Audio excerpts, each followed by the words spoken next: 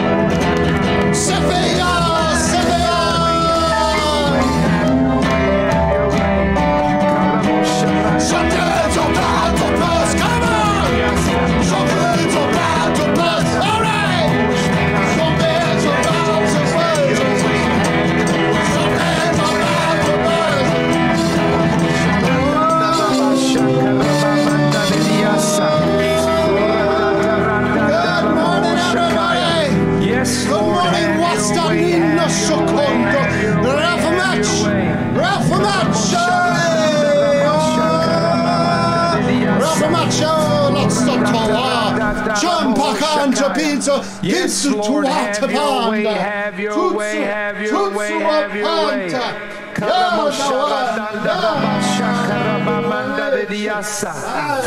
Welcome to the show, ladies and gentlemen. My name is Tim Heidecker. We are live.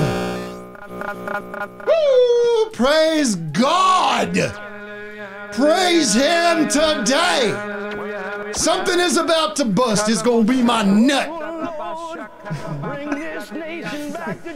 Hey, Buffalo Bill, what did you kill? Ladies and gentlemen, it is Thursday. Right, I like having fun. January 14th, 2021. Host Mahoney, hoagies sriracha. Hoagies with sriracha. Pistoni Taranta.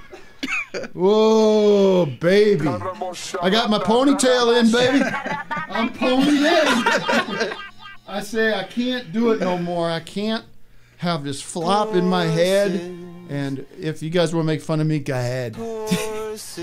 Tim, you should do the top bun situation. I can't get up there. Should I try the top bun? Yeah. How do I do that? Oh, I like that style right there. What is it? That's a good style. You take the ponytail out and you got like a little, there you go. Something's about to bust up. Shit. Ho! Holy shit. My favorite song of the year. Try it up top. How do I get that up there? You just go up. I did this for On Cinema. I'm going to put this up there. But this is going to look stupid. Is it all the way up front? What do we think, folks? It's about right up there. Like, and then you bun it. Yeah, that's all right. Yeah. McConaughey bun. All right. There you go.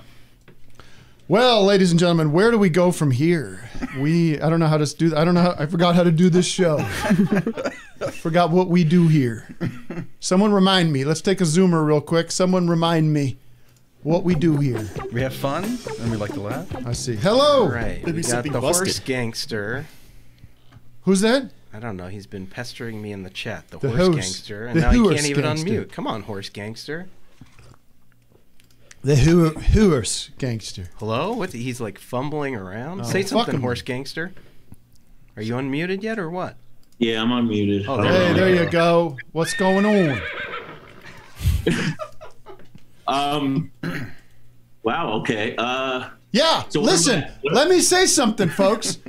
if you're in the Zoom, there's a good chance I'm going to call you up. So I don't want to hear any more of these, oh, wow, okay, shit, I didn't think... just be ready, or I'll smack you down. It just came out of nowhere is all. Hurry up! Well, that's life. That's what we're doing here, is teaching you about life. Sometimes someone's going to come on and kick your ass. I'm not a kitchen knife. So what do you have for me today? I'm basically here just to kind of pull down the veil on horses. Yes. Yes. I don't know what you're talking about. It would be the bridle if it's a horse, not the veil. Glad you could drop in. What are the horses? Are we talking literal horses, or are we talking some kind of metaphor? No, this is very much literal horses. All right. Okay. So, I have a theory that is basically related to the fact that horses are amongst the most demonic creature. I'm running out of steam here very quickly. Yeah, it's a flop. Goodbye. Yeah, no, I concede that. That's all right. More demonic than a goat. Well, how about that horse that's at that Denver airport? You ever see that horse? That statue of the horse with the red eyes? That's pretty spooky. Coincidentally, I actually do live in Denver. See? So I see that quite often. There it is. How about that distance? I forgive you. The distance from the airport in Denver to Denver proper is one of the wildest distances. If you want to talk about strange distances, you've got the airport, and then it's got to be something like 100 miles away from the city. Right, Doug? You can confirm on this. It's not 100 miles. It feels like it's like an hour away or something. Yeah, and you pass through like just miles and miles of empty land that would be like, well, we could put it here. This would be closer. I have to go ahead and interfere again. Doug's wrong. Okay. You're wrong. Okay. What? Doug the is airport wrong. is the airport is in the confines of the city of Denver. How far though? Bullshit. That's enough. Oh, you know. Bullshit. I was gonna hand over money to you guys today. Why? But if you're just calling me a liar, well, put some evidence up to the table. You can't just come on here and make wild accusations that it's part of the city of Denver. And right, I want to see the second. city. I want to see like the city borders. Maybe they got one little string going out on that highway. I'm on it, baby. Hold on. Here we go. Here you go. Look. Okay. There you go. What am I looking at? I don't even know what I'm looking at. There's a map. Yeah. Okay, I have it. I pulled it up. All right. Thank you. It's about 30 miles, but it's still too far. But is it in the city of Denver? No, yes, it's way out. Here you go. Here, look. 85. We just doxed the Denver airport. No. And oh my God. All right. Well, there you go. Thank you for being were you thinking of giving money in terms of becoming a patron? Is that what you're saying? Yes, I am both becoming a Patreon today, today, and I'm gonna say some nonsense in the chat with some more money. So. Good. Well, listen. This is a great time to become an annual member if you can afford it. Join in January. You have office hours all year for a free month. So think about doing that. It's only, what is it, $55? Matt? You know what? I probably will. Can pay $55. You might as well do that. What are you going to do? What are we going to? What's that called? When on The Sopranos, when they're like they're draining everybody every week. Like Sil always talks about it. They're saying like, I got her on the. You know what I'm talking. Like it's a gambling thing. Like I don't want to have. I don't want to have the VIG. Yeah, because we're gonna start putting points on these fees. So you might as well just pay it off now. Basically, the Patreon is like you're in debt to us. Like people, I don't know if the audience knows this. Anybody watching the show or listening to the show is in the hole for us because this is not free. The show isn't free, so you might as well start paying. No, because we don't want to tag on the Vic. And I'm talking, talking about this Vic. I did agree to make this financial contribution in exchange for this endorsement. So I'm waiting for your endorsement. I give you my full-throated endorsement of whatever you want. I will endorse anybody today. Today is almost like, again, I mean, we're very focused on the gangsters these days, but Almost like it is the day of where I will do whatever you ask me to do. You come to me, you ask, I cannot say no. I cannot refuse you. Okay, that's what today's about. We're supposed to endorse that horses are evil. Is that what he said? That's true. No. Oh. I have asked for you to specifically endorse the murder of horses. Oh. Well, I don't go back on my word, so I have to. Listen, if you're going to murder a horse, do it responsibly and legally. That's the key. Legally. There's a lot of people out there who are taking their. And don't do what Ralphie did. Don't burn the stable. Don't burn the whole stable down. All right, that's spoilers. Do you all really believe this? All right, thank you so much, horse guy.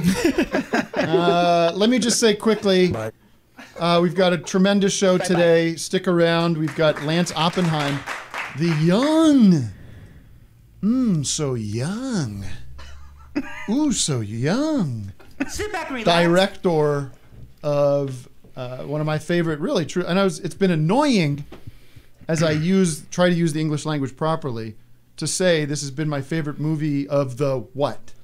Not of the year, because it's only January 10th, and I saw it last year, but it's not out yet. So put all that together. Try to be in my shoes for a day. It sucks. Come on, it's really hard. 18, open them beautiful eyes. It's so hard. I'm like, well, is it my favorite movie of? It's my favorite movie of recent, and that doesn't sound great either. It's not my favorite movie of all time. I mean, I'm gonna tell Lance that. Listen, Lance, what do you think? This is my favorite movie of all time?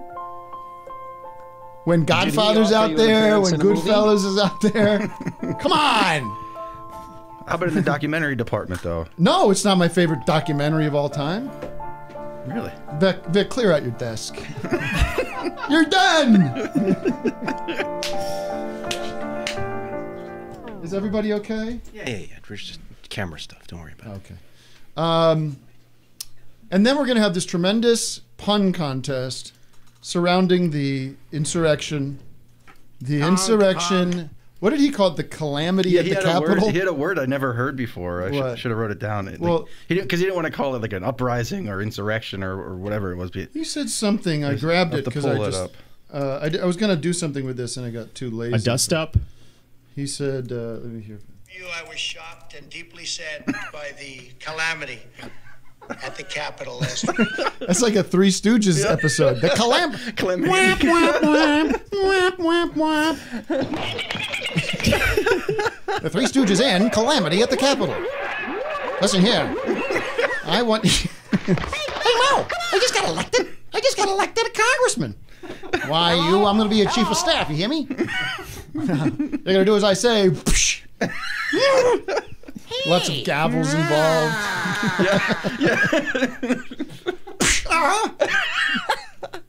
Oh, it's all right. It's all right, kid.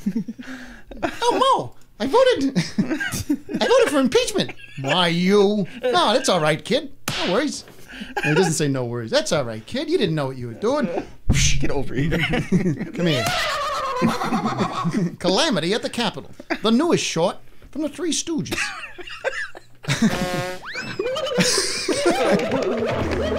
The calamity. Oh, the calamity of it all. Anyway, yes, Matt's asking me if we want to take a Zoomer. So the contest itself will begin at 11. Hey, John Galante. Hi. People love waving at me. Almost like I'm the queen, you know? For John Galante, that's an important thing, the queen. He's an Englishman. Isn't it Galantini? I don't know. It's Galantini. What do I say, Galante? That would sound good in tongues, John Galantini. John Galantini.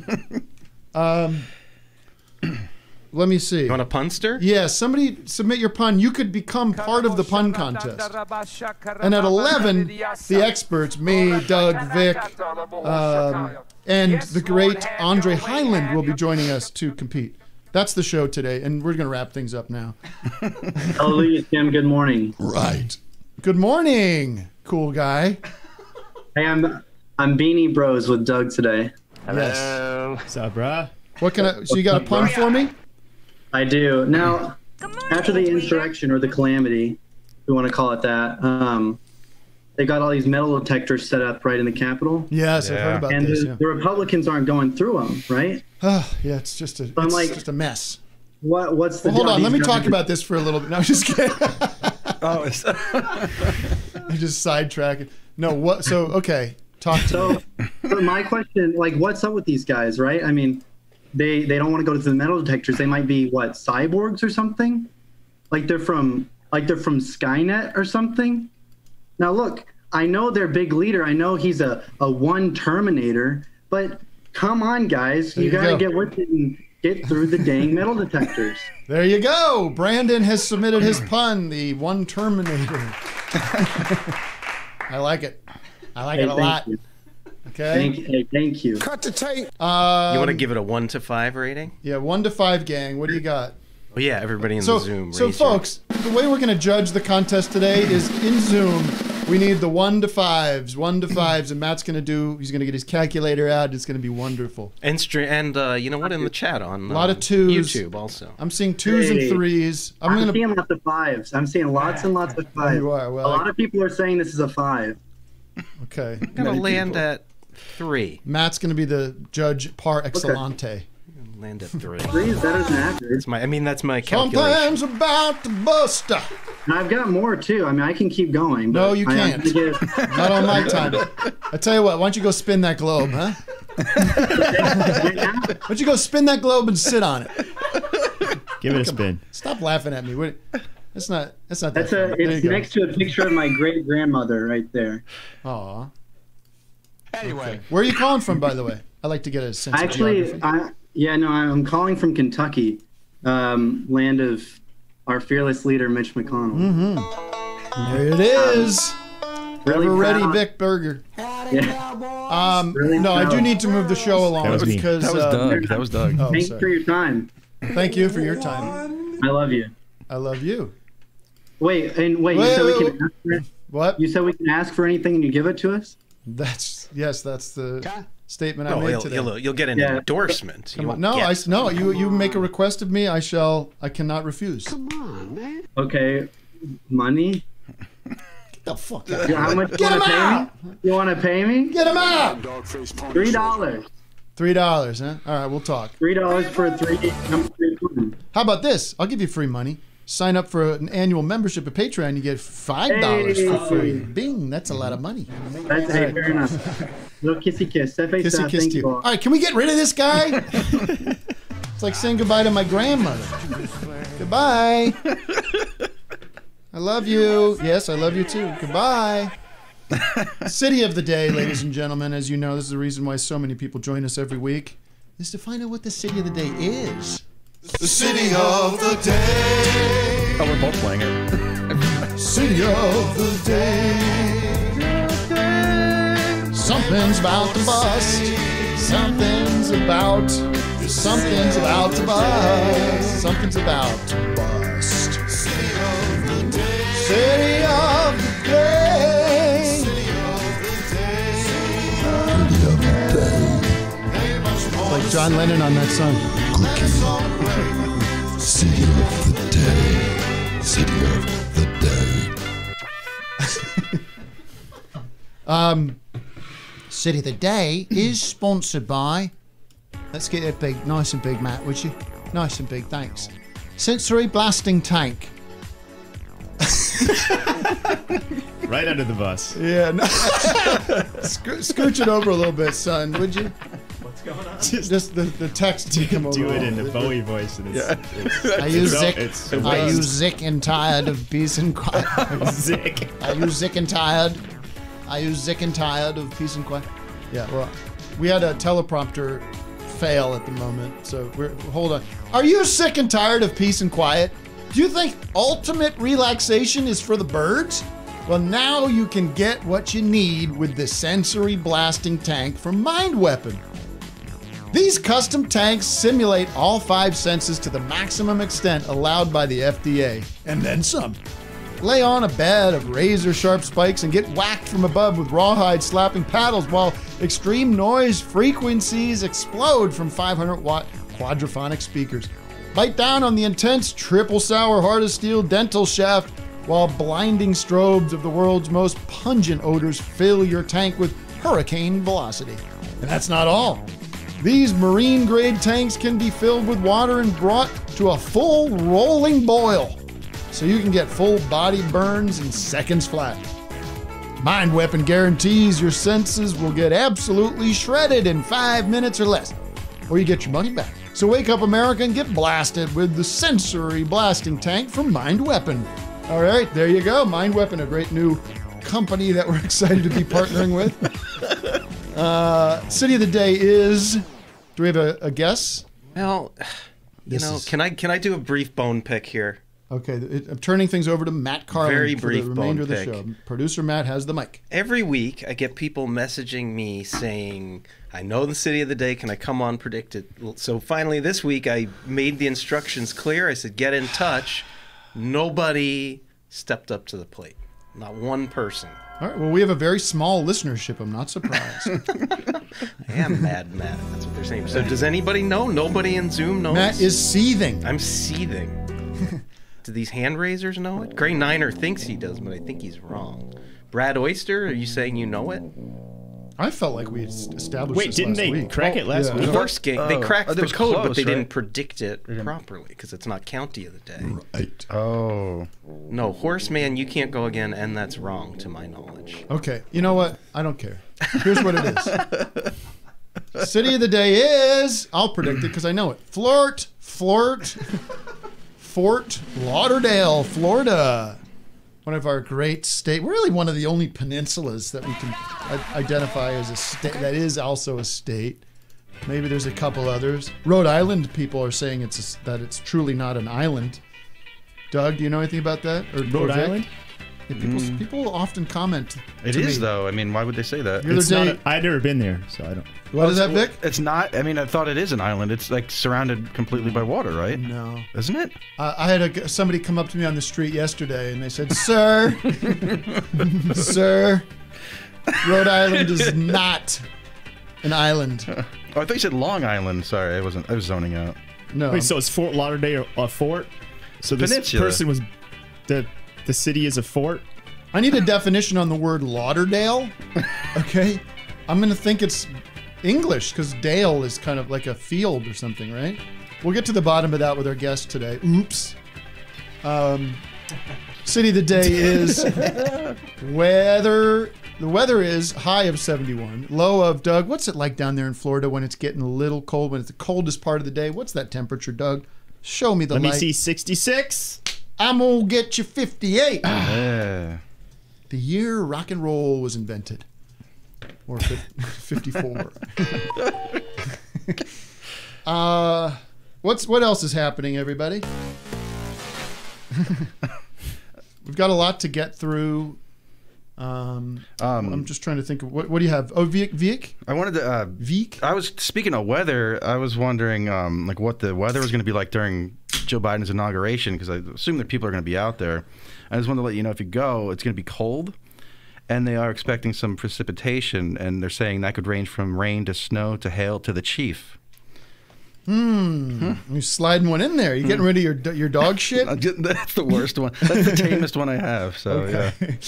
Yeah. That's what you're going to get at 11 o'clock, folks. It's merely 11 o'clock. I don't know. Vic, do you want to... I was just getting rid of... Yeah, I have a couple. I have some real bad ones. But we obviously saw the major shadow banning, the actual banning of the President of the United States last week. I don't think we were on the air for that. Was that Friday, maybe? It was like, it was Friday. It was Friday night, remember. like they slipped it in. Right. And so one of the great... Twitter accounts of all time is no more. It was a little, it was probably way too late to take it down. It was a very dangerous account, considering it was the leader of the free world. Right. They're just trying to show that they did something, even though they were kind of culpable. They warned him. There was like months of this sort of like, you can't keep posting this stuff. It's, if you keep doing it, there's going to be repercussions and all this stuff. And Vic, I asked you to compile your top 10 Trump tweets. Not that we're David Letterman show, but your favorite. And I think this is going to be fun because it's not like hopefully, I haven't heard yours, but hopefully this isn't going to be like the stuff we all know and the stuff that, because he's been, just a little context. This tweet from Don Jr. was resurfaced from 2012 the other night, and it says, my father, hey guys, my father has already exceeded 1.3 million followers on Twitter. Follow him at Real Donald Trump. Great and exciting insights. Thank you for standing up to the bullshit. Great and exciting insights. Okay. So that was 2013, and imagine if you could like time travel Don Jr. to like the day of the riots and be like, this is what this is the, I'm gonna be in your backyard in a couple of months. So Vic, take it away. Give us a few. Yeah, I'll give you a few. These are not my all-time favorites. There's so many, and some of the best ones are the ones that everybody knows. But I went through. So I kind of have them by themes here. Right now, I'm going to start. And with, give us a time too, if you have like a date or some year. I think I have them all in chronological order, I believe here. So early. So this section is the windmill tweets. He has an obsession with windmills and wind turbines. So this is a tweet he sent to Rachel Maddow. Standing in front of wind turbines is sad. Rachel, windmills are terrible for the environment. Then another one. Windmills are the greatest threat in the U.S. to both bald and golden eagles. Media claims fictional. Global warming is worse. There's another one. Turbines will kill more birds than hunters. Wind turbine syndrome. So this is like he's so pissed off at wind turbines that he creates a disease around it. Wind turbine syndrome is affecting tremendous numbers of people in their wake. Stop ugly turbines. And this is because they were putting them off the coast of his golf course. His golf course in Scotland. And then this isn't a tweet, but he actually said, as president in 2019, the noise from windmills causes cancer. So there you have it. Did he really say that? He did say that, yes. And then I have, where are some of these? So there's two that are based around Apple. This is from 2013. He did not know that Steve Jobs died. So I can't believe Apple isn't moving faster to create a larger iPhone screen. Bring back Steve Jobs. So this is after he died? After he died, yeah. So then a couple days How later, long has he been dead for at that point? I think at that point, I think he died in 2011, didn't he? Yeah. It was 2 years. And then well, maybe he was looking for a Frankenstein situation. That's right, bring him back. Yeah, if anyone can do it, Apple can. And then so a couple days later, he probably realized that, I should say something about Steve Jobs dying or whatever. There can't be any, let me guess, there's no admittance of fault here. Right, not really. But of course he goes into the gossip kind of thing. So let's get this right. Steve Jobs dies and leaves his wife everything, billions of dollars. Now his wife has a boyfriend, lover. Oh, Steve. What? Wait, say that again? So let's get this right. Yeah, let's get this right. Steve Jobs dies and leaves his wife everything, billions of dollars. Okay. Now his wife has a boyfriend, lover. Oh, Steve. Oh my God. So what a psycho. Have a couple more. Do you want to do maybe we'll do the schlong tweets. Do you want to do that? Or save that? Or? Of course, yes. Okay, we'll go through these. The schlong tweets. These are all in order. Once again, mainstream media is dishonest. So wait, set this up with what happened before this. Oh yeah, he I guess he was at a rally or a speech or something, and he mentioned that Hillary Clinton got beaten by Obama, but he referred to it as schlonged. He schlonged her. He schlonged her. Obama schlonged Hillary. And it was like, what? Right? So there was all kinds of people. Yeah, there's hubbub. Like, people are like, what is he talking about? Why is he talking about penises or whatever it is? And so then of course he gets home from his rally. It's 10:47 at night. Once again, mainstream media is dishonest. Schlonged is not vulgar. When I said Hillary got schlonged, that meant beaten badly. NPR's Neil Conan said schlonged to WAPO regarding 1984 Mondale Ferrero campaign, and finds up some random thing. That ticket went on to get schlonged at the polls. Hashtag hypocrisy. For those on TV defending my use of word schlong. Triple down. Right. Because mainstream media is giving it false meaning. Tell them it means beaten badly. Dishonest mainstream media. When I said that Hillary Clinton got schlonged by Obama, it meant gotten beaten badly. The media knows this often used word in politics. It's not often used. No, so that was his last schlong tweet. And it's not been said since by Everyone anybody. knows it. All right. And I have two more here that are just... Go ahead. I mean, this is a classic. I don't know if everyone knows it, but like this one... I'm enjoying this. Especially like, in the age of vaccines and COVID and everything. Oh, boy. Healthy young child goes to doctor, gets pumped with massive shot of many vaccines, doesn't feel good and changes. Autism. Many such cases. Many such cases. So then this one, because it's timely, is a classic. Are you allowed to impeach a president for gross incompetence? Oh, there you go. There you go. And the question has been answered. Twice, in fact. Twice. I loved the one. I wonder if you could find it on the fly, but there was one that really struck me as one of those mornings you wake up and look and see what's up. And it was him talking about Mika Brzezinski. I've got that here. Oh, yeah. please, There share we with go. me. I heard poorly rated Morning Joe speaks badly of me. Don't watch anymore. Then how come low IQ crazy Mika, along with Psycho Joe, came to Mar-a-Lago 3 nights in a row around New Year's Eve and insisted on joining me? She was bleeding badly from a facelift. I said no. Oh my God. Bleeding badly from a facelift is so fucked up to talk about by anybody. Yeah. Can you imagine anybody in your life like ever talking about anyone's bleeding face in some kind of public forum about anybody? Right. Oh, Sick yo. guy. All right. Well, thank you, Vic, for doing that. Sure. No, Let's take a call, or as I call, a Zoom. Our old pal, Phil Braun is here. Philb. I don't think we've talked to him this Phil year, have we? Ron. Next caller. Hey guys, how's it going? Hey Phil, what you got for me? Just checking in with you on the new year and just seeing how you guys are doing and catching you up on how I'm doing. Yep, that's kind of what I just said. It's kind of the way it goes, isn't it? Yeah. So let me start over. Well, hey Phil, what's going on with you?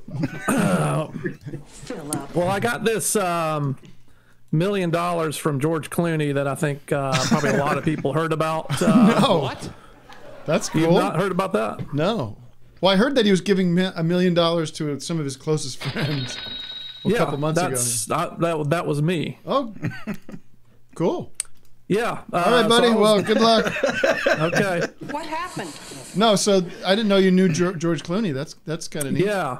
No, yeah, I'm one of his 14 best friends, and George gave me and 13 other guys $1 million. And so I've been working on trying to get a little investment going here, and came up with a fur company where I'm going to start selling furs probably to a lot of people in Hollywood here coming up. Fur? Yeah, fur coats. Wow. You guys have an interest possibly?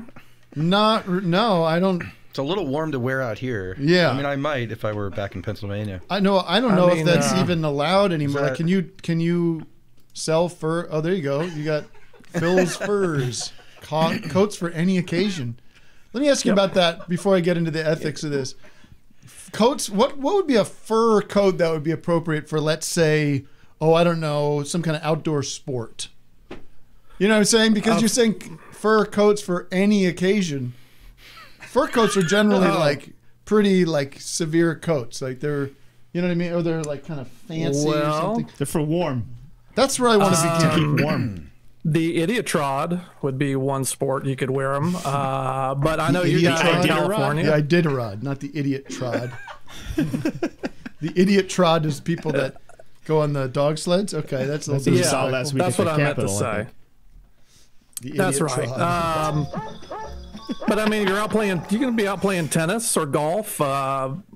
Anytime you're outdoors, golf, tennis, you could wear a fur and keep warm if you're, wintertime, that sort of thing. So okay, fair enough. Second question for you. Yeah, Mr. Clooney, does he know about this endeavor? Your friend. Well, it kind of ended. He gave us the Toomey suitcases full of $1 million. So he just gave you cash. He just gave you a suit. Yep. Wow. Yeah, and this is in the news, by the way. I mean, it's a real thing. Yep. That you can see and look up, but that this really did happen. Looks like you looked up it on cbr.com. Well, for your listener, I just wanted your listeners to see that it's a real deal. Okay. We got $1 million, but the problem I'm having right now is I tied this money up in the COVID minks over in Denver, and they are being held up by customs. So I've been having trouble getting those minks back over here. That's interesting, but I'm a little more interested in, does George Clooney know where his money's going? Does George know? Well, does George care whether I'm buying minks? Yeah, I would think George Clooney's like a real liberal. I don't know what his animal activism is, but I assume he's got. I mean, just so you understand, like, well, I don't even know. I mean, I don't know if fur coats are legal or not legal, but they're certainly not. You know, well, I don't know if you can buy. You can't buy fur coats, can you? Are they? What's the legal standing of fur coats? I think you can. I mean, you can. You could go down to Beverly Hills. You can get vintage stuff, and you could buy. I think they. But are they you can making buy fur coats? They're still making this. They are okay. Yeah, but why are you making fur coats in this day and age? Why we got to do fur coats? What kind of? Where are you sourcing the fur? Mink? Copenhagen mink? No. I haven't been able to get these Denmark minks, so I'm having trouble importing them over. So I've got an alternative going on, and I just wanted to try to get those going. Okay. What is it? What is it? What's the alternative? Well, I guess my audio is not working quite right here, so I'm hearing I'm hearing some. I assume it's Doug's. You got some. What do you got? Do you have room for all those dogs in that yard of yours? You have no idea how long I've been what waiting dogs? to be on this show. Oh, I see. I thought that was you. Are you playing anything? I'm not doing anything. It's like, yeah. Wait, I think it's coming from Phil's end. Are you? You have dogs there that you're using for fur? Is that where this is going? Where are you hearing it from? Because everything's clear on my end. I hear a lot of dogs, and Doug and Vic are not playing anything. So, well, that's awful. No, I mean I have a pet dog, but I don't have. All right, Phil. I'm going to let you go because shame on you. Can I talk? Well, can I talk? Maybe if I could talk to your wife about a coat, I could sell some of the guys. Vic, your wife, you want to give me your phone number? No, we don't. My wife would not want a fur coat. Okay, she's you don't know until you ask. She's not going to wear a dog fur coat. You understand? I'm not saying. It sounds like to me you're selling dog fur coat with George Clooney's money. I'm not saying that that's at all. Kind of an interesting follow-up to the original good-hearted sort of good news story about George Clooney giving his friends $1 million each. I also want to ask you this, Phil. Are there tax implications for the $1 million that you got from George Clooney? It's all under the table, baby. All right. Thank you, Phil. Good luck to you right. with this See endeavor, guys, but I do not support it. Wow. Shocking stuff from Phil Braun. Yeah. I don't see why they can't make humane. Instead of faux fur, you could do real fur, but it could be dog fur from when you take your dog to the. Can't you shave when they shave the dogs, mix it with glue, shave these poodles down, save that fur. I always think about that. What do they? You can even do they it throw with it human out. hair. You can do it with human hair too if you want. People get haircuts all the time. I should start working out. Go to the barber. Go to the groomer. Yeah. Collect. Get it all. And you can repurpose it. By the way, wash it, boil it, or something. Boil it.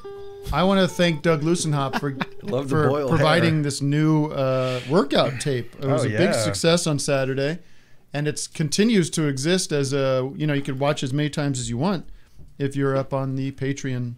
If you're paid your dues, you get the workout from Doug. We're gonna have to do it again. Why do you need to do it again? Because it's there. It's done. Oh, maybe it's something about it Set it and that's forget it. fun to do live. All right, I won't do it again. Fine. All right. Matt, last week we were talking about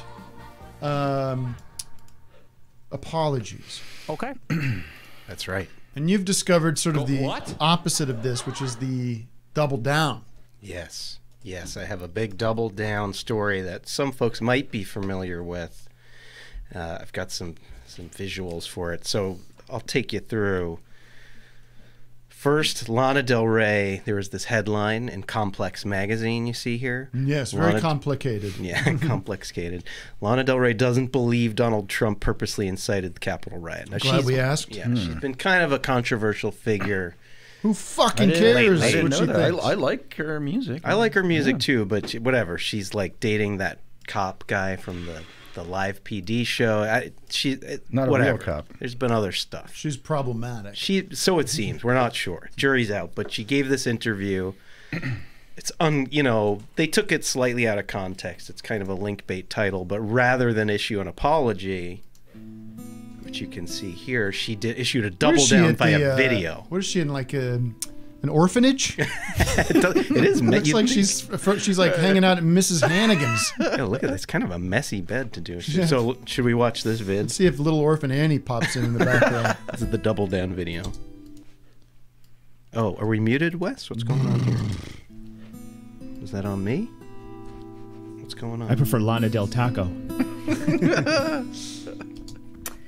So I just want to talk about a couple of things. Some of the articles that are coming out today about me thinking that Trump didn't mean to incite the riots.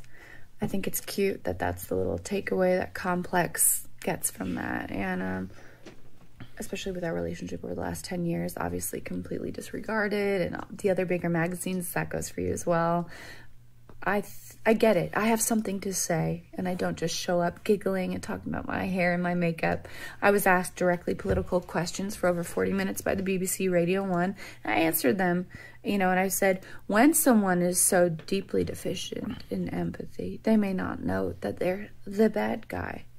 Okay. And that may be a controversial opinion, but don't make the controversy that the controversy that I don't think that he meant to incite a riot.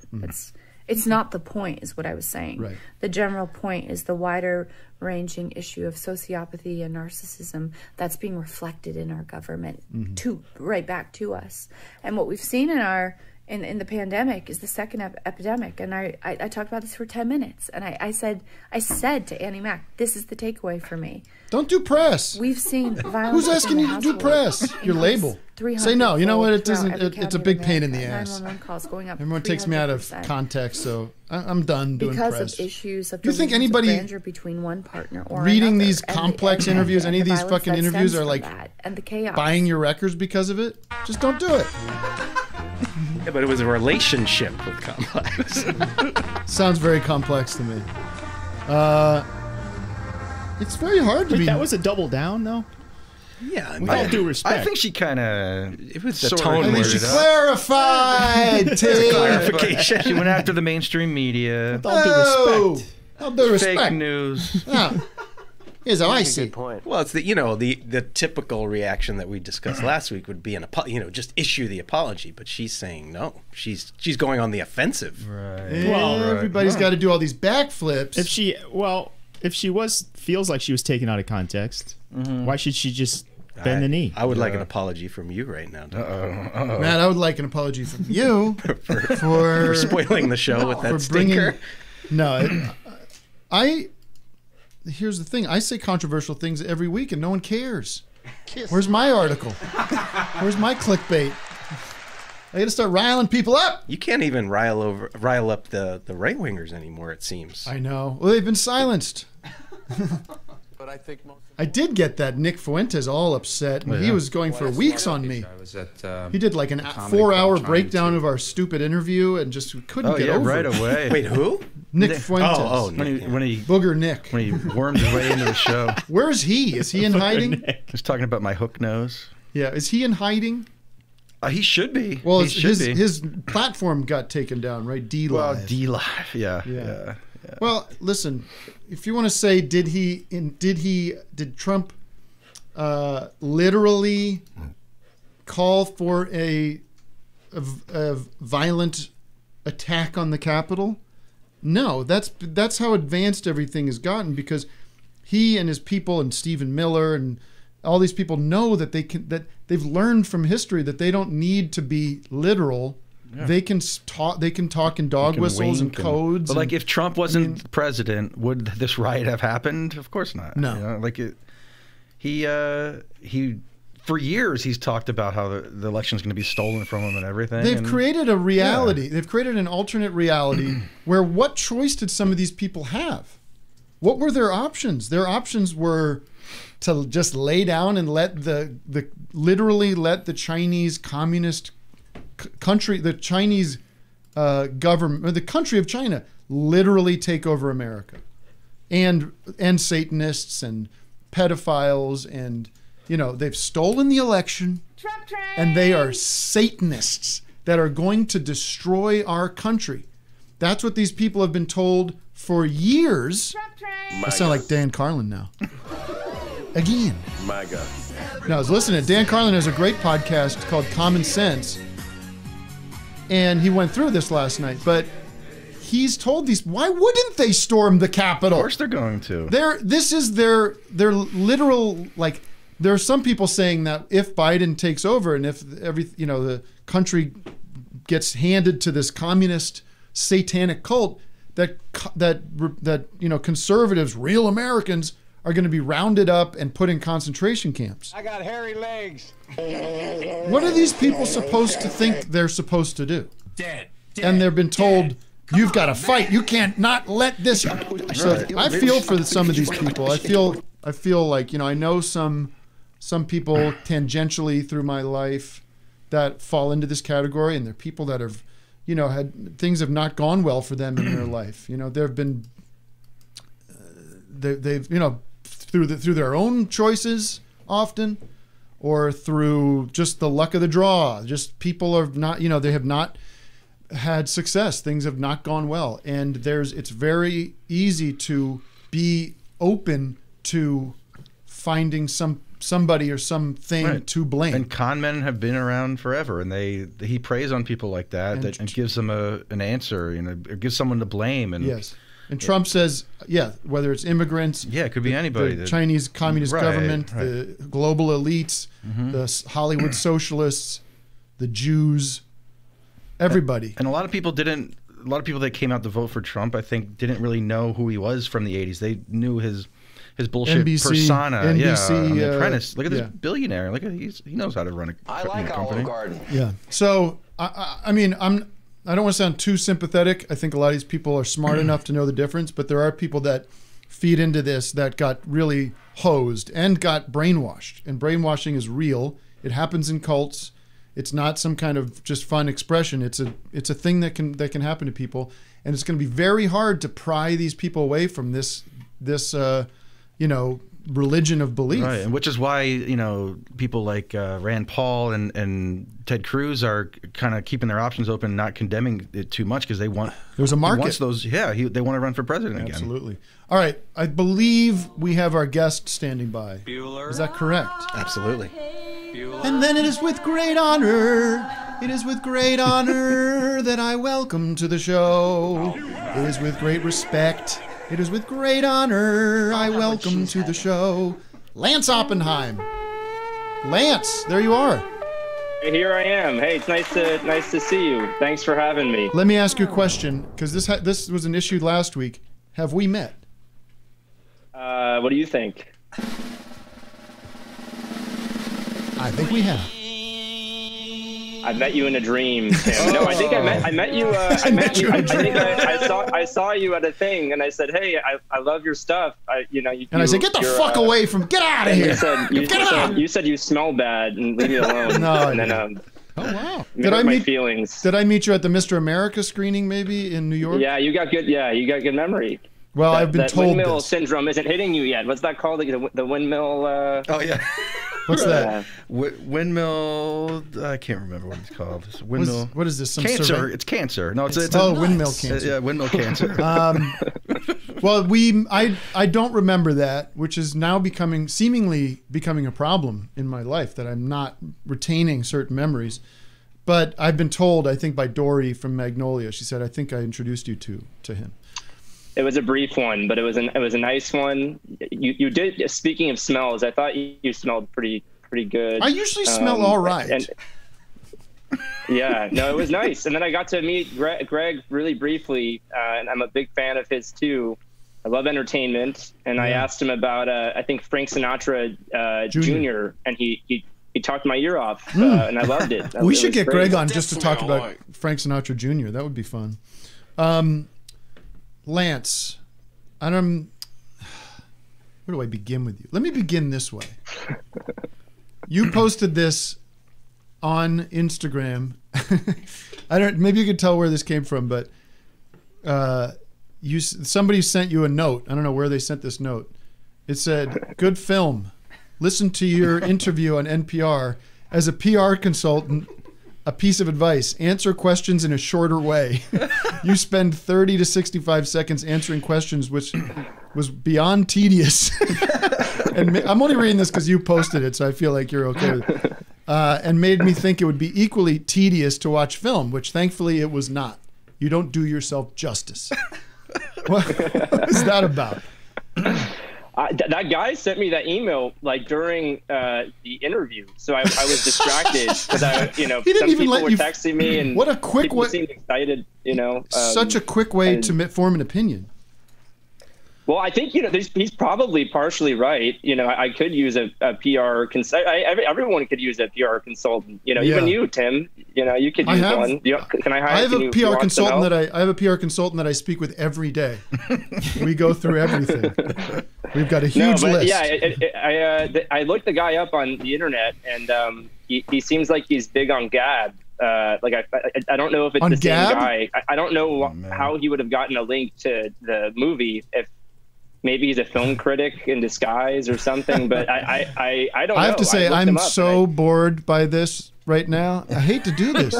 It's like, you're just droning on. How many seconds? 30, well, 40? what we need, Matt, is a timer 32. here. So I'm going to ask you a question. Let's see if we can tighten things up when it comes to your answers.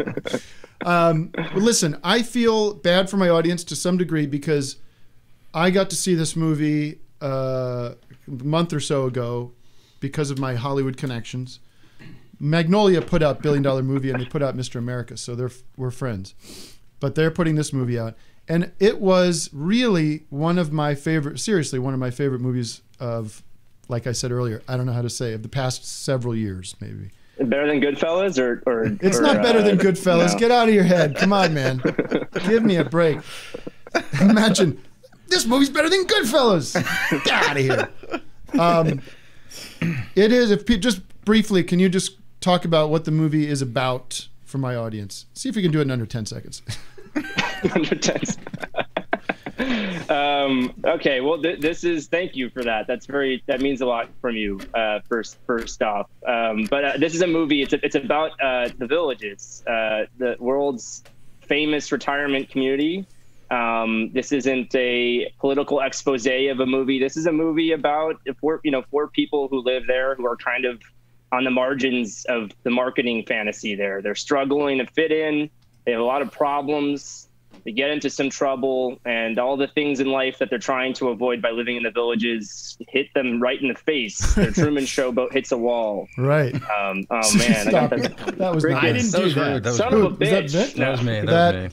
Sorry. That's okay.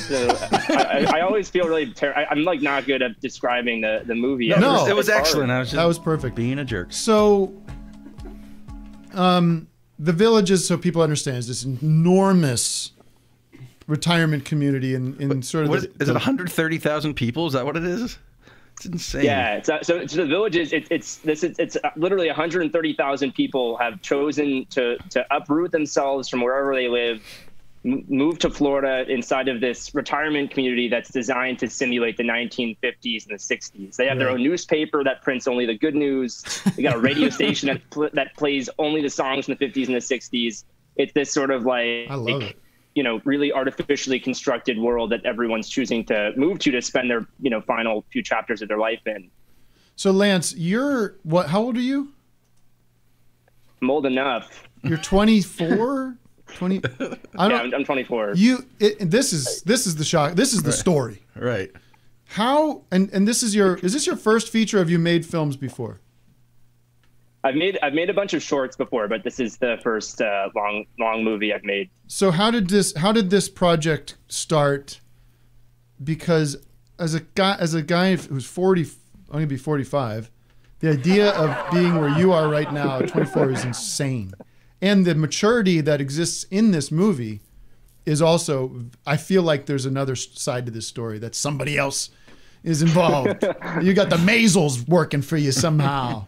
I got a ghost director. No, I don't mean to be disrespectful, but it's a compliment. It feels like a very mature, fully realized kind of view or point of view.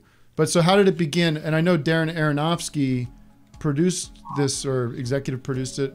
I'm guessing maybe he wasn't maybe involved in the beginning, or maybe he was. Tell me how you started this process. Yeah. Well, I made a movie about a guy living on a cruise ship. This is a retiree. He had been living on cruises exclusively for 20 years. He's a dude who is obsessed with Royal Caribbean, and he's chosen to sort of escape reality and live. That's the existence he chose to want to go to. So I made that film, and I was kind of obsessed with this idea of like, why is it that this generation, the baby booming generation, chooses to, I think The Villages is a very popular idea for that specific generation. I don't know if it would really work for every generation. Right. Made that film, and then I saw a marketing advertisement for The Villages, which looked exactly like the Morning in America Ronald Reagan ad. Yeah. But it was supposed to, but a very contemporary version. It also kind of looked like the opening from Blue Velvet. And then I saw a few days later that it had become this article that was like, this place is one of the fastest growing cities in the country, not just retirement communities, but cities, literally. So I just was interested. I didn't really know, I think a lot of the previous reporting on the place was a lot to do. I mean, it's an extremely conservative world there. It's like, 98.3% white, very homogenous nomenclature there. Is everyone kind of has their own way of being. But I think, the interesting thing when I got there was that, like, I was sort of the same age that a lot of the people who chose to live there were trying to return back to. I was about to start off as my college thesis. Right. And there's this, the Peter Pan syndrome. I didn't want to fucking leave college. I wanted to stay there for the rest of my life. Yeah. And a lot of the people there were trying to return back, and the ways they were spending their time was very similar to, I guess, how I was spending time in college. So there was this kind of interesting thing that happened where, like, age kind of became less important, and then I also wanted to make a movie that wasn't about elderly people. I wanted to make the movie about people. Yeah. I feel like every time you see a movie about elderly folks on screen, it's like, they defang them, and the only movie I can think of that hasn't done that is like The Mule or something, the Clint Eastwood movie. Yeah. So how did you ingrain yourself in The Villages? How did you find? My guess is you talked to a lot of people and sort of narrowed down to some people that you really found were going to be fascinating to follow. But yeah, how did you get down there and get these people to trust you and spend time down there? Well, it took a lot of time. I mean, for one, the developers of the place, like, they tried to kick me out, and they put like a digital wanted poster of my face around. Jesus. So it was like, don't trust this guy. But I didn't know anyone there. I basically just found, I realized that the place is like a gated community. I'm putting gated in quotes. Yeah. It's like symbolically gated. Anyone can kind of drive in whenever they want. And I saw there was like a ton of Airbnb listings. So I just started off by choosing whoever I could find was like the most interesting Airbnb host. I found these two retired rodeo clowns, and then I moved in with them for like probably almost a month. And then I just basically got to know them pretty well. They kind of showed me where certain clubs were, they gave me this like 200-page club listing document that had like a club for the Elaines. All the Elaines in the place have their own club, apparently. Yeah. The cheerleaders, stuff like that. Right. And, I basically just started emailing people unsolicitedly, which was also how I got in touch with Aronofsky. I had been sending him emails for like 5 years. I wish I found your email, Tim. I probably would have done the same. But I would go through the Sony hacks when I was in high school, and I would like source my favorite filmmakers' emails from there, put them in a spreadsheet, and just email people and say, hey, I love your stuff. That's Here's how my you movie. do it. I just made a short, go look at it, please. And then usually people wouldn't respond. And he did. Well, it took 4 years, 4.5-ish years. He didn't respond. It was actually one of his like execs at his production company. They were like, hey, you should stop doing this. He's never going to read these emails. But like, I watched your short. It's cool. You know, I'd love to, you know, if you want to talk about it. Right. Sure. So then I showed him some stuff I had shot from this film already. And then I told them that a lot of other people were interested, which wasn't the case. And then I basically just played it up, and then he got involved. So you shot down there kind of on spec for a while. And then at one point do you say, okay, this is actually going to be a movie? And are you the DP or did you have a DP? That's a director of photography, by the way, gang. Yeah, not the other DP. Tim's got a dirty mind. Hey-o! The DP of the movie is like one of my best friends. I've been making movies with him since I was like 17. So is he down there with you as well, like living with you? Yeah, he was living. So we all ended up, while we were making this movie, we all just lived in the Villages proper. Like we got a house there. It's pretty cheap. And, you know, I mean, I think part of the trust building process with the subjects of the film, I didn't realize that we were going to make, I had no idea what movie we were making for so long. Yeah. And it was honestly pretty terrifying because I got all these people involved in it. And suddenly I was like, oh, wow, I have finally, like, I have a little bit of wiggle room where I could keep shooting this and I have the resources finally to go and figure this out. But to everyone else who had been involved in it, they were like, oh, this guy knows exactly what he's doing. Yeah. He's got this whole fucking thing figured out. And I didn't. But my editor, Daniel Garber, who also like really a co-author of the movie, the documentary editors, as you probably know, that's a big part. You got your editor behind you. Yep. You know, they're like the co-authors of whatever you make. He's really, I don't see it that way. He was like a director in the edit. I got a question. The guy hit me. The guy that doesn't live at the place, the guy living in the van. I'll try not to spoil it. But how did you find that guy? So that dude, I met him at a singles club. He was masquerading as a villager. There's a guy in question. He's a man who pretends to be a villager, but he's actually just living in a van. And he drove from California to Florida to meet wealthy widows because he wants to move in with them. But he gave me a business card that said, like, because everyone there uses these business cards. It's like old school Facebook. It has like their interest, their name, a photo of them. Really fun stuff. And then his business card said celebrity handyman and personal companion for hire. So I was like, oh, is this dude like American a gigolo gigolo or something like that? And you know, follow-up question. Do you know where he is now, or do you keep up with him at all? Yeah, I mean, that's the thing that's been kind of amazing about like making a short film. You drop into someone's life. I mean, this is my experience, at least. You'd only follow someone for like 5 or 6 days, then you disappear, and you get more attached to the art than the person. And this movie, you know, it was like we spent a lot of time with these people. So when the camera stopped rolling, like I still talk to them once a week. Dennis, the van man. I don't want to ruin the ending of the film, but. Spoiler alert, I was trying to make a joke about Sixth Sense, but I don't know how to do that segue. I don't have your skills. Don't give anything away. I really, because I went into this movie without knowing anything about it. Okay. And I ended up watching it again with my wife the next night because I was like, you got to see this. This is so good. Oh, damn. Wow. I remember I don't think we've said the name of it yet. Well, this is my only problem with the movie. You think you're going to get off scot-free? I know how hard names are. I'll tell you, with Mr. America, we had nothing but trouble with that. What is the name of this movie? It took forever to figure that out. Could call it Nothing But Trouble. I love that movie. Something about Some Kind of Heaven is annoying. Some Kind of Heaven is annoying just personally for me and my brain. I can't ever remember it. It's like one of those things. Like my daughter has a friend named Sophia. I can never recall the name. I'm always like... Is it Fiona? No, it's Sophie. Okay.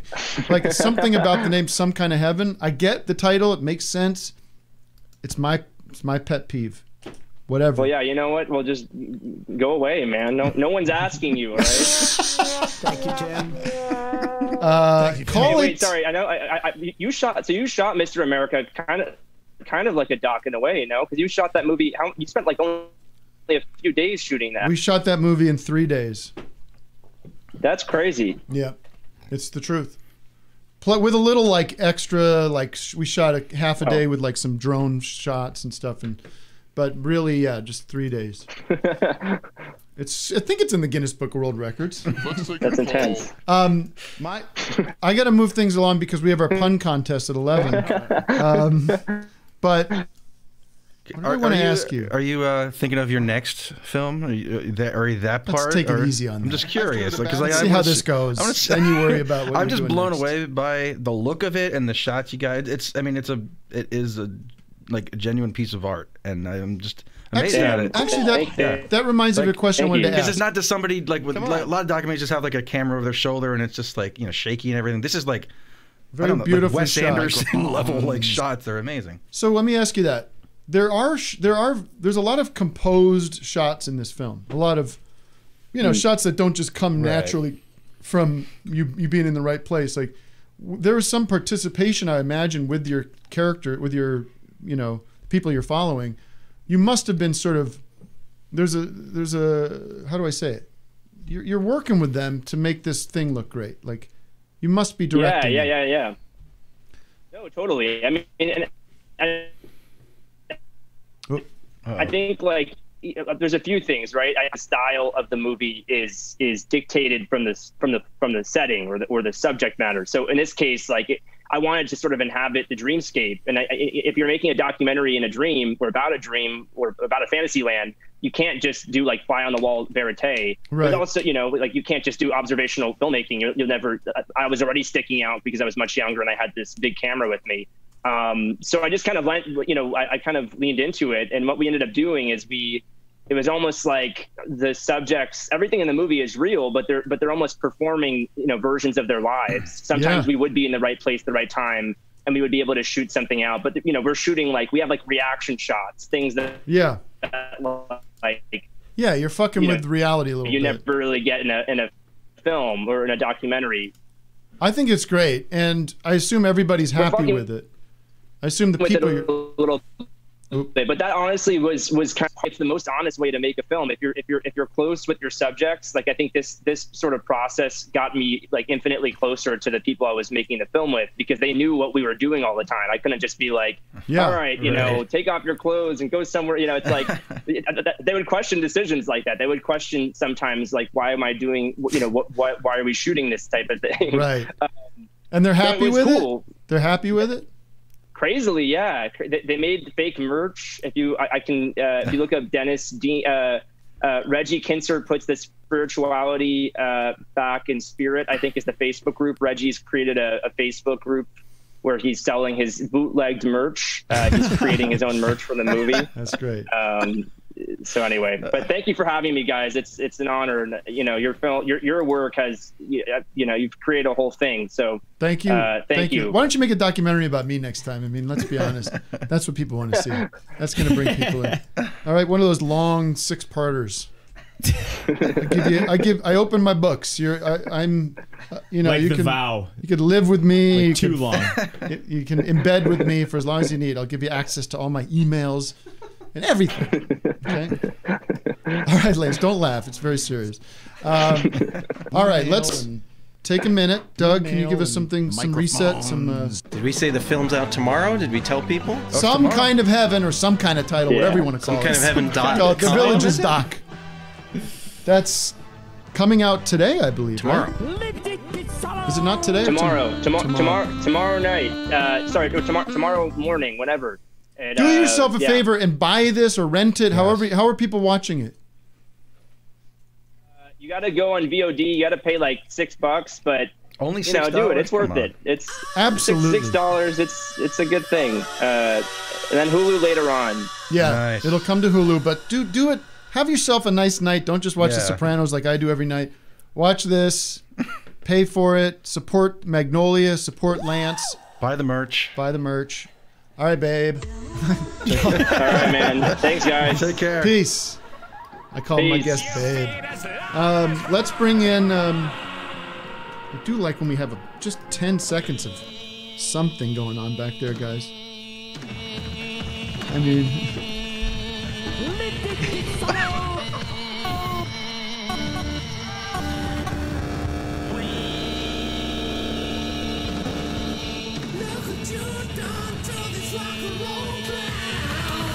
Oh, we're back. We're back with our only pun. Wait, is Andrew Hyland here? Andre Hyland, I mean? Should be. Andre? Hello? Can you hear me? Yeah, I can hear you. Look at you. Right, so my headphones don't have a microphone attached to it, so well, you sound bear fine. with my... All right, cool. The ambiance is fine. Good to see you, man. You're calling in from New Zealand? Yeah, man. It's 8 a.m. here, but I actually haven't even gone to sleep. Shut up. What's that about? Yeah, what are you like living I a work rock and late. roll lifestyle? Hell. What are you hanging out with David Bowie? That's right, just that Southern Hemisphere style. What are you doing down there? My girlfriend was working here, and then I ended up working here a little bit, and kind of won like the 2020 lottery to get to be here. So that's awesome. How long have you been down there? Happy about that. Since August. So I was there for the first half of the year. And are you in? Are you in Auckland? Yeah, I am. Yeah. I know these things. Yeah. I know where everything is. Who cares? I know where everything is. All right, are you ready? I'm not. This isn't the Andre Hyland interview, by the way. Okay. Oh, I'm aware. Yeah. I'm here for puns, not fun. Thank you. Well, these are fun. And do we have a? Are we just going with our punman from earlier? Well, we have. I mean, we can kind of bring some other folks have some. We could bring them in. Who wants to kick things off? How do you want to warm How up? does this work in this format, Tim? I'm used to the satellite RIP format. Is there anything different in this situation? Well, we're going to each do a pun, and we'll get a reaction from the Zoomers. We could see many of them right now. They're going to give between a 1 to a 5 rating, and we're going to just keep tally who wins each round, and then who wins the whole. And the chatters weigh in too. Super chats will be weighed more heavily, right? So let me begin. Let me begin. Let me begin. So Doug and Andre, everybody really. By the way, the sort of broad parameters of this are insurrection, inauguration. Now that's going to be for me at least, it's a very broad kind of look at the current events of the last few weeks and the characters and the people and the stories.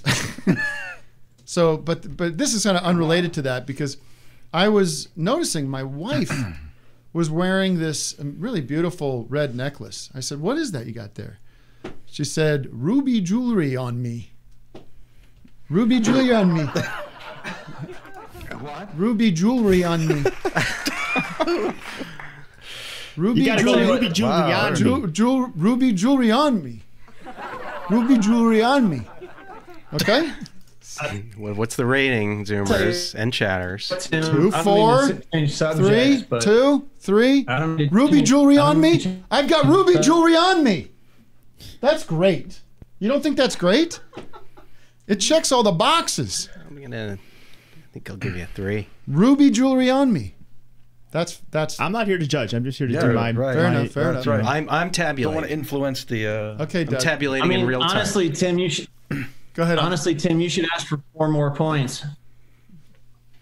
4 more points. Is that your entry? No, that we can. That's just a bonus. That wasn't my entry. We but, could We could sub pun each other. Don't worry about that. Yeah, that's like a little. Okay, like, ruby jewelry on me. You're gonna start loving that later today. Trust me. Go ahead, Doug. Well, first of all, Tim, I would like to say that you're looking really good today. Thanks, buddy. Joe Manchin it. Okay. Interesting. Ruby jewelry on me. Are we judging or just Joe waiting? Manchin it. Joe Manchin jewelry I'm on going to me. start using that in real life. That's Joe wonderful. Manchin. Well, it's don't mention it. Joe Manchin it. Joe Manchin it. Joe Manchin it. Thank you, Vic. Yeah, I'm into it. Sucks. Okay. Vic? Landon at a 3 also. Give me a break. I'm just tabulating. Why did Donald Trump reach into a horse's feed bag and stick the grains up his butt? Well, he heard that all the presidents are required to take the oaths of orifice. All right. I'm gonna delete that one. Doug, I'm bumping you up to 3.5 based on tabulations. Okay, Andre Hyland. Tabulating. Yeah, I was going to say, did you guys hear that new Offspring song? They just came out with a new song. No Fly for a White Guy. It's pretty good. Pretty fly for a white guy? What? No fly for a white No guy. fly for a white guy. Very nice. Okay. Very nice. Who's up? The Zoomer, or is it? You want to bring a Zoomer? Here's my no. Forget the Zoomers. This is pro level stuff.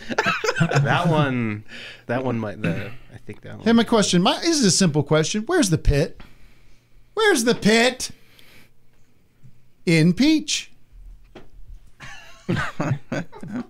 Where's the pit, Doug? In Peach. Yeah. Okay. Oh, man. Do you guys know? I didn't know Insurrection was a name, but apparently it starts with a capital. Tell me, I don't get that one. Help me. Insurrection starts with the capital. I like that. Okay. There you go. Someone's listening. Someone's listening. I'm paying attention. Are we going in order here? I don't know what's going on. I got. It's like Insurrection. It's Doug, kinda you're just next. do what you Okay. want. Why was the Italian Art Museum a ripoff? I went to the statue section. They only had affidavit.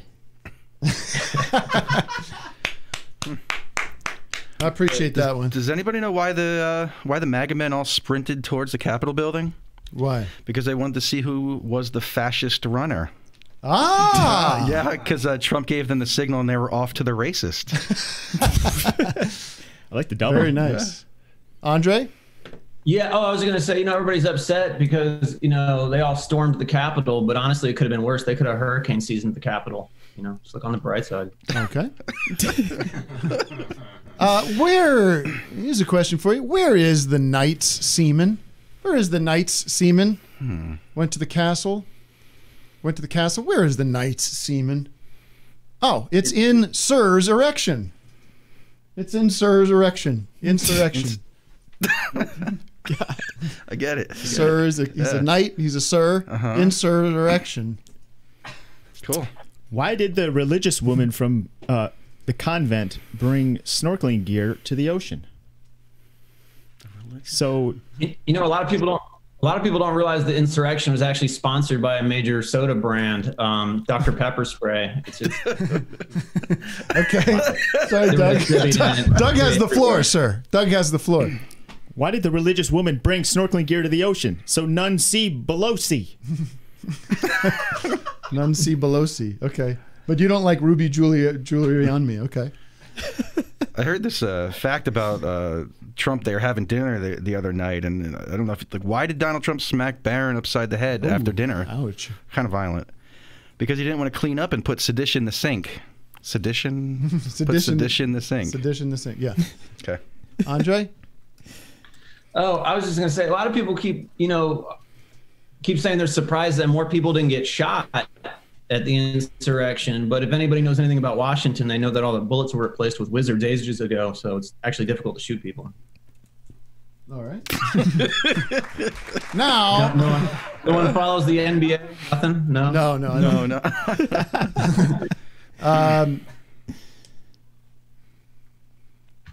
What do we call ELO's frontman's? What do we call ELO's frontman's erection? What do we call it? What do we call ELO's frontman's erection? Linwood. Oh, let me just do a twofer here. This will be the last round. I'll do my two, and then I'm cleared. Oh, I got three that I love. Doug, what's a breath freshener that also sews? What is a breath freshener that also sews? I don't know. What? Amendment. Okay. Amendment. An amendment. Yeah. Doug? Okay, here's mine. Ready? Fuck. Shit. Damn it. Sometimes I do solemnly swear. Wow. Okay, Vic? Wait, is this our final? Go ahead. Get him out. Go ahead. Yeah, clear him out. What kind of books do drunk bibliophiles collect? First Sedition. What kind of piss does Mitch McConnell drink when he's driving around Frankfort, Kentucky, looking for public toilets in his 1997 Metro? GOP.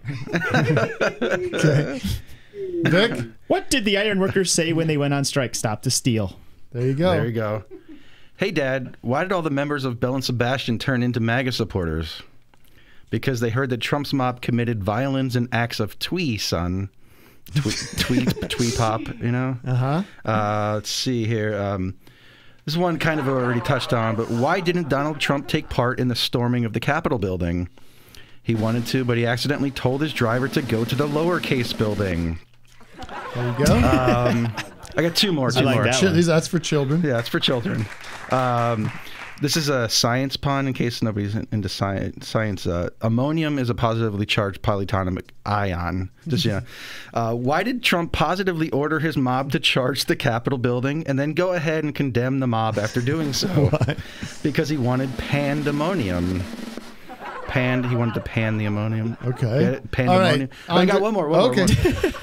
Why? I got more too. I mean, I got more too. I could run the light. Trying to get to Andre here. Why didn't Mr. Trump stop his violent mob from attacking the police? Why? Because keeping a tidy yard is the only law and order he believes in. Law and order. Order. Andre. Okay. Oh yeah. Oh, I was just gonna say, you know that like some of these Trumpers are so prejudiced that during a pandemic they won't even wear a mask. Any more? Oh yeah. I was just gonna say, like it turns out a lot of the people that stormed the Capitol, they say they did it because of Q. Yeah. Which is what I don't understand, why so many people are taking orders from a Star Trek character. That's a good question. I've been having this issue. Wait, let him run. Wait, I got a couple more. Also, I know you guys are huge NBA fans based on your response to my last joke, but like one of Trump's last things he's trying to change before he leaves office is he wanted to change the name of the Washington Wizards to the Washington Grand Wizards. They even have the hoodies made and everything. Ouch. Well, let me lighten the mood here because not get into that racist stuff. That's terrible. But I have this problem. We've got a dog, and I walk around our yard all the time, and I always track in dog shit. It's just become a problem. I go to my wife. I say, I don't know what to do about this anymore. She said, well, you should check shoe more. You should check your shoe more. Chuck Schumer. Okay? And also, I got to tell you, there's a great book, I think it's a book, of old stories from the set of the original Tonight Show host. And these are fantastic stories, they're legends. This is, the book is called Parlor. Jack Parr. Oh. Parlor. Oh. Well, Tim, I was looking up historical facts, and did you know that it was only after the Boston Tea Party that America really started drinking coffee because drinking tea was considered unpatriotic? Mm-hmm. This is true. 1776. I figured people would be drinking Joe by then. Oh, Doug, this actually concerns you. DJ Doug Pound in the house, in the mix. You must be thrilled about Brexit, because it certifies that you'll absolutely never have to change your name to DJ Doug the Euro. Now, I went to my Jewish deli. I said, I need a pastrami sandwich. And the guy behind the counter goes, I don't know, what kind of bread do you want? What kind of bread do you want? I go, you know what? Riot. Just riot. Why did Trump install a telescope on the... Why did Mr. Trump install a telescope on the White House during the Capitol storming?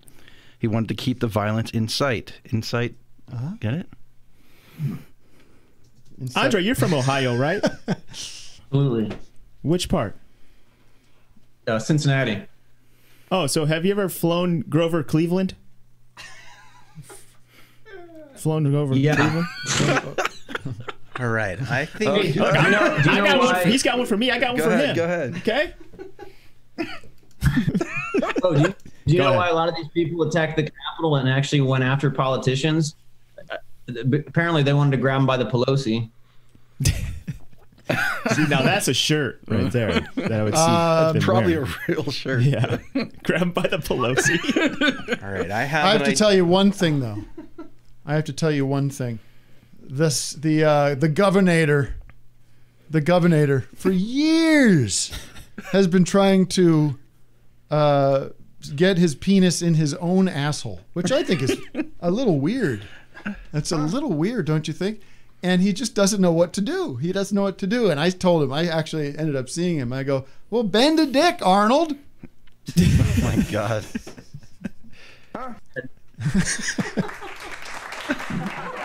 All right, man. What were you trying to say? You want to get a Zoomer in here for one round? Well, I was going to, because I have some tabulations, but I'm remembering now in the old days at the satellite, it was just put to a general vote of who won overall. Yes. And that occurred to me. So maybe... we're going to have a hard time accepting these results. I mean, I have some tabulations based on the numbers. We could do... You want to do a final round, maybe, and bring some Zoomers in? I'm out, so... You're out. All right. Can I say one more thing? Go ahead. I know the Proud Boys are kind of a nasty group, but at that demonstration, they actually set up a kids tent area for parents who brought kids with them, and they actually had some Proud Toys for everybody. So, there's a silver lining with every group. Very good. You know what I heard? I heard that Satan, after he saw this insurrection, that he decided he's going to assign one little mischievous devil to every Republican who still supports Trump. That's right, one imp each. Mm-hmm. One imp each. One imp each. I was working on an imp. I was trying to get an imp each. I was trying to get an imp angle going, but impeach turned out to be a better pun. Vic is so busy thinking of his, he's not doing drops for Doug. I know. I'm trying to think of some more, but Serafina, I want you to weigh in.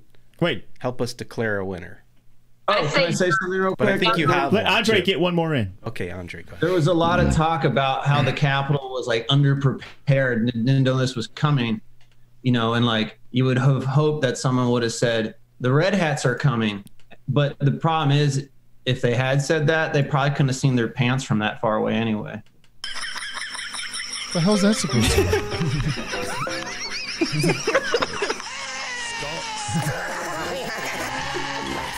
The Red Hats? Pants? What? Yeah, what's the pants part? I don't get it. Red Hats were coming. This is a pun contest, correct? Yeah, but what? Oh, they were coming. So it's like... Ew. Now that's over the line. I'm going to weigh in as the judge. It's actually under the belt. I'm disqualifying Andre because most of his puns were just jokes. Was that the best ones? This is egregious. This is rigged. This is rigged. Okay, stop the steal, guys. I won this competition. Stop the steal. I'm about to storm my laptop. Well, good luck to you. Hang around. You're going to lose badly. Serafina, I want you to announce the official results.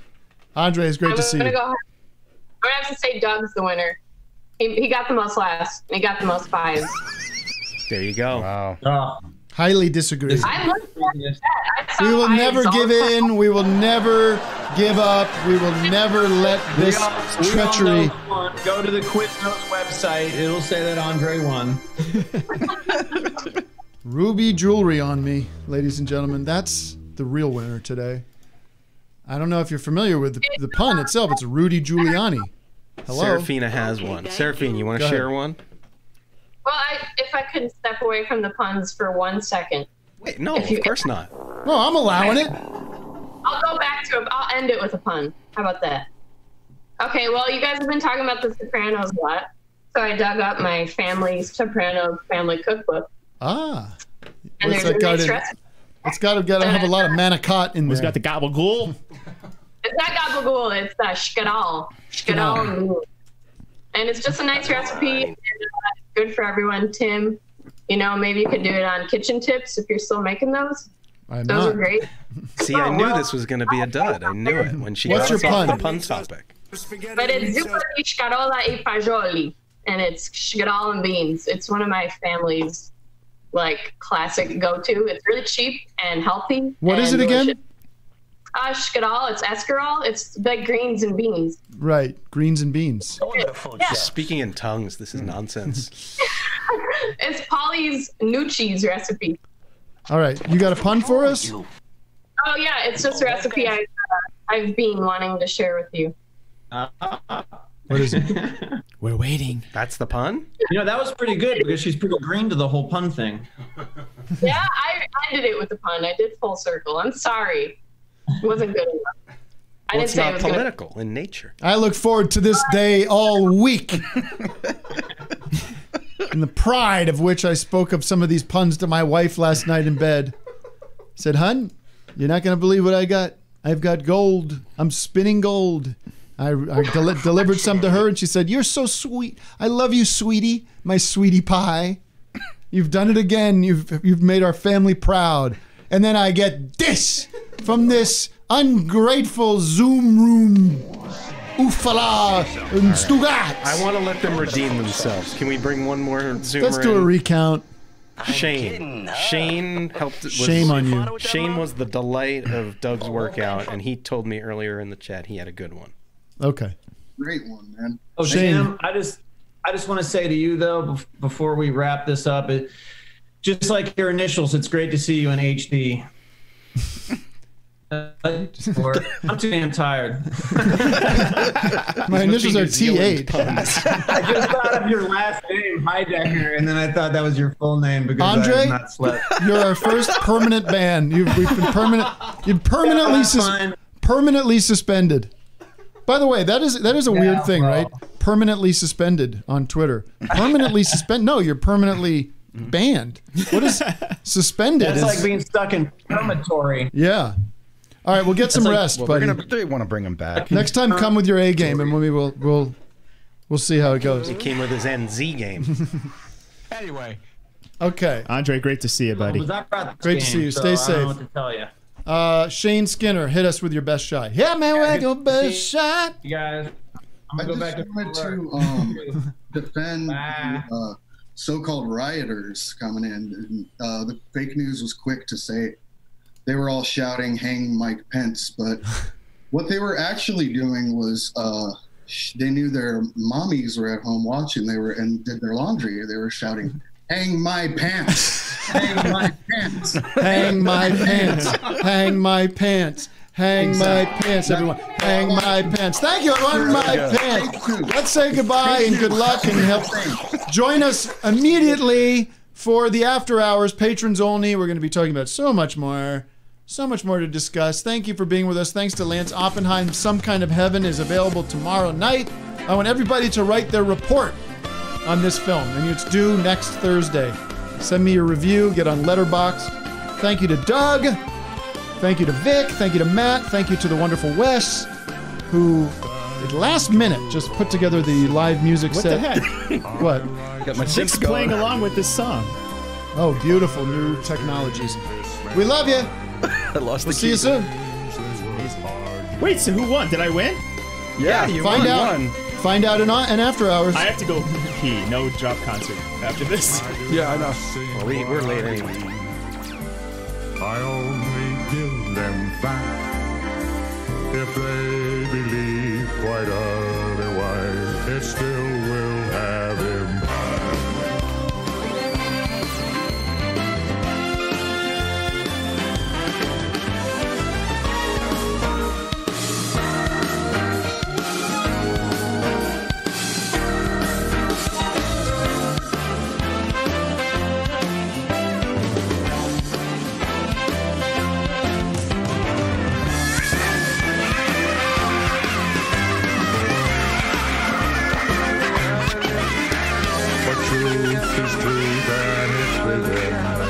Decide to live with life. That's their concern, not mine, my friend. They're free to fantasize.